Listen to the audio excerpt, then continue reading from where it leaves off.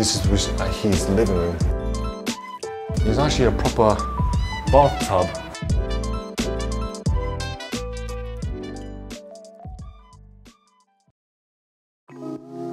So this is Zhongshan Museum in Zhongshan City in southern Guangdong Province. This was the birthplace of Zhongshan, who was China's first revolutionary figure to overthrow the monarchy. But who was the man behind the headlines? And what shaped him to become China's first president? Let's find out more.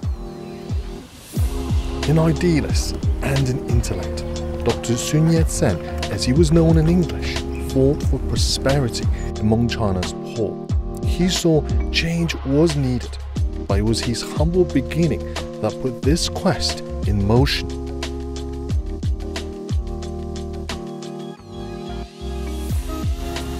So this was the residence that Dr. Sun Yat-sen lived, especially during the period when he practiced medicine for 3 years.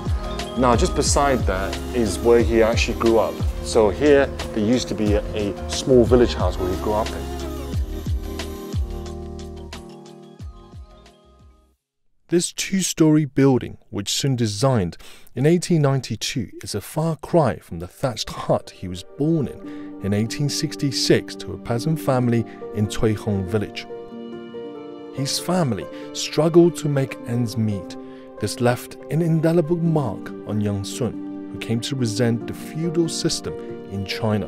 But his life changed in 1879. And perhaps so did the course of the country's history before anyone knew it. His brother had set up his own business in Hawaii, and 13-year-old Sun went to live with him where he received Western education and learned English. But his brother would have the biggest impact on his life.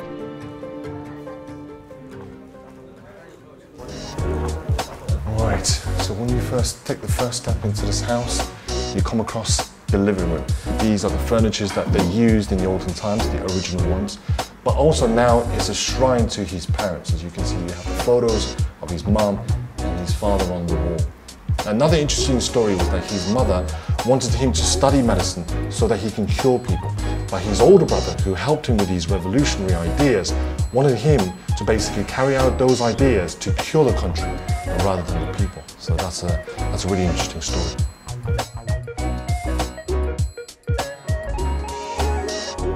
So this is his bedroom. This is where he actually slept, as you can see. So the bed is quite hard. It has no mattress. I'm going straight into the kitchen area where they cooked. Quite interesting. And now you can see stoves, Chinese stoves. If you actually come here, you can see Western stoves.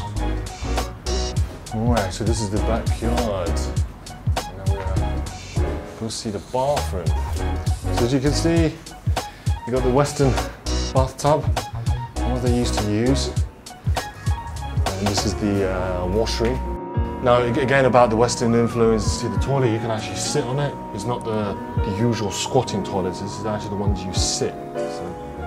So perhaps by choosing to cure the country, he saw the bigger picture. But he did undertake both. In this house, he practiced medicine whilst planning a revolution.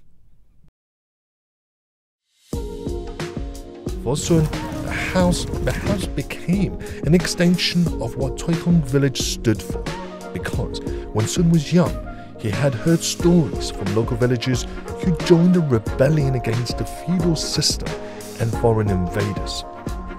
Cuihong could very well be described as the birthplace of China's democratic revolution, because it was home to Sun, who led the 1911 revolution and ended 2,000 years of imperial rule in the country.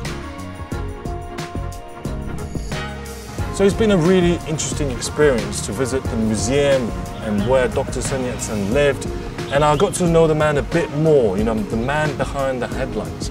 So his story has a humble beginning, but ends on a revolutionary note. I'm in Zhongshan. Stay tuned with China Matters.